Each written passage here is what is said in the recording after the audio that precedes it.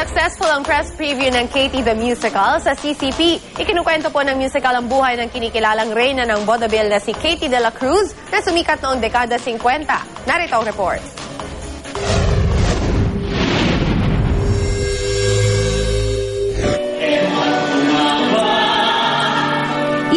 Duwet ni Aisel Santos at Gian Magdangal sa mga inabangan sa musical stage play na Katie na hango sa buhay ni Katie de la Cruz, ang tinaguriang Queen of Philippine Jazz at Vaudeville. Ipinakita ni Aisel ang pinagmula ng batang Katie na nooy pasali-sali lang sa pagkanta sa mga fiesta.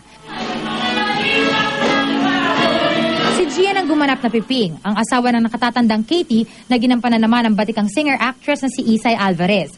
Kabilang sa cast si Dulce na nakaduwet din ng batang Katie.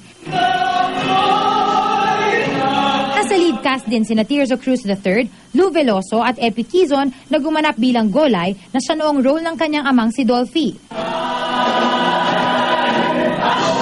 Pagkatapos ng musical play, abot-abot ang pasasalamat ng buong cast. Si Isay nga, naging emosyonal pa dahil may singaw ang kanyang gila noong gabi ng palabas. Hindi tumitigil yung iyak ko after the curtain call because ang dami pinagdaanan namin.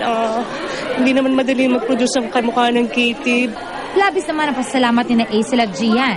Overwhelming po, nakakataba ng puso kasi ang ganda po ng reception ng tao. So, napakasaya po namin. Yung buhay ng isang entertainer yung buong palabas at lahat kami nakaka-relate. lahat nakaka-relate talaga eh.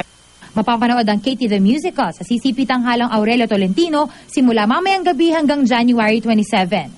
Para sa unang balita, Isay Reyes reporting.